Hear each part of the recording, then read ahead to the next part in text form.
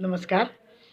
मैं स्वागत करती हूँ सावित्री चंदेल आपके अपने इस YouTube चैनल सावित्री चंदेल कविताओं में। साथियों, आज बात करती हूँ बहुत छोटी छोटी सी बातों की। आज एक व्हाट्सएप पर मेरे पास मैसेज आया जिसको पढ़ करके मैं सोचने पर मजबूर हो गई।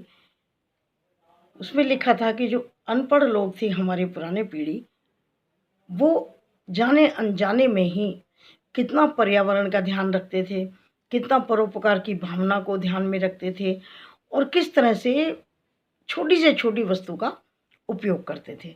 वाकई मुझे पढ़ करके बहुत अच्छा लगा और लगा कि हाँ, इन चीज़ों की फिर से सोचने की आवश्यकता है। अब देखिए, वो छोटी छोटी बातें क्या थी कि जब कभी हम गुसलखाने में, वॉशरूम में बाल्टी लगा करके नल खोलकर चले आते थे। छोटे थे लेकिन याद है कि चले आते थे कि बाल्टी भर जाएगी तो आके नहाएंगे। अब वो पानी बहता जा रहा है, बाल्टी तो भर गई। तो हमारी माँ चिल्लाया करती थी कि पानी को बर्बाद क्यों कर रहे हो, ये पानी पता है बदला लेता है अपना, ये वरुण देवता होते हैं और रुष्ट होते हैं, इनका अपमान हो रहा है, कब से बाल्टी भर गई और ये पानी बेकार बह रहा है। तो तब तो हमें ये बात समझ नहीं आती थी।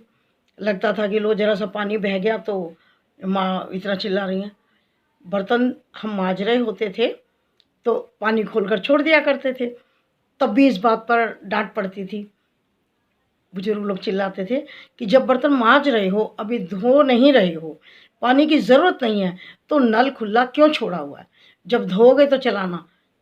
या बहुत तेज़ हमने चला लिया तो इसको कम पानी में काम चल जाएगा ना, इसको कम करके धो।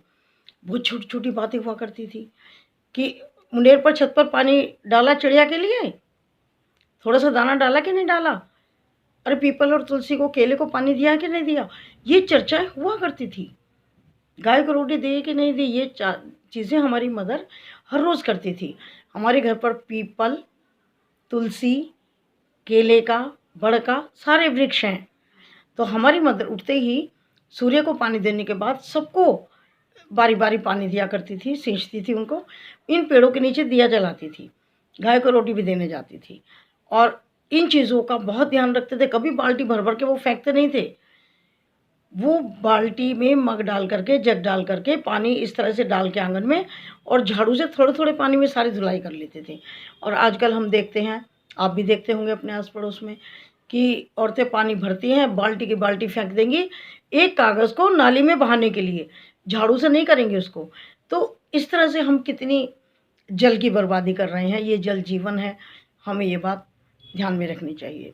दूसरी बात, जब सब्जी छीला करते थे तो एक पॉलीथीन या एक चीज़ अलग रखी जाती थी कि सारे छिलके, ये लौकी के, आलू के, जो भी हैं, इनको इकट्ठा अलग करना, उसको कूड़े में नहीं डालना और उसको फिर वो गाय को खिलाया जाता था।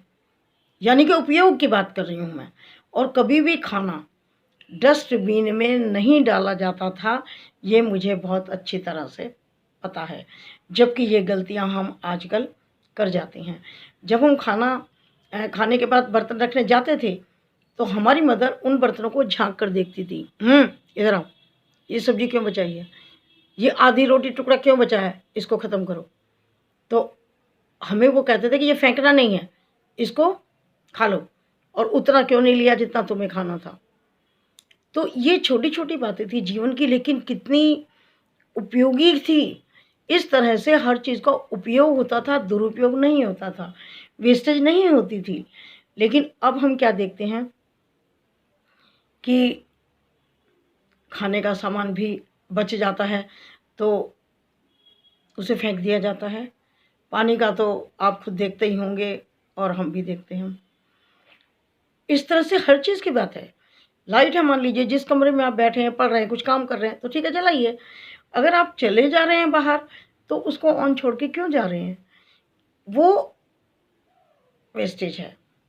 यूज़ होना चाहिए चीज़ का, मिसयूज़ नहीं। इससे आप थोड़ा सा भी सोचिए कि हमारे देश में किसी चीज़ की कमी नहीं है।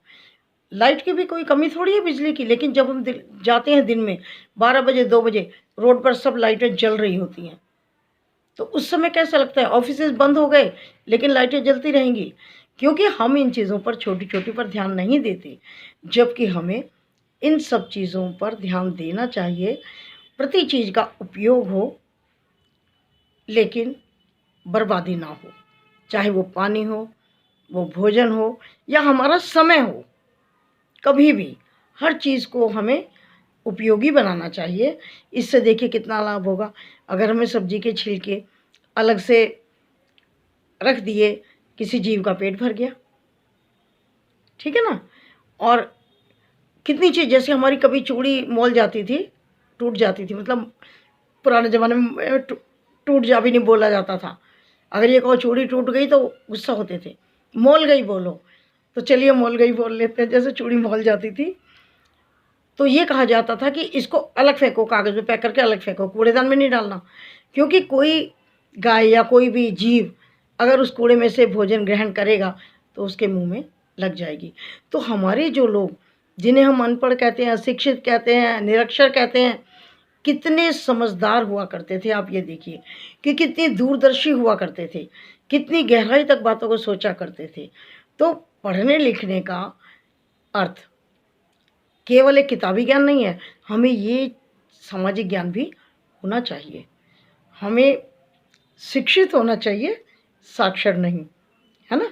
तो मैं समझती हूँ कि आपको ये बहुत छोटी-छोटी बातें हैं, लेकिन अच्छी लगी होंगी, और अच्छी लगी हो तो इसको शेयर कीजिएगा आगे। नमस्कार, धन्यवाद।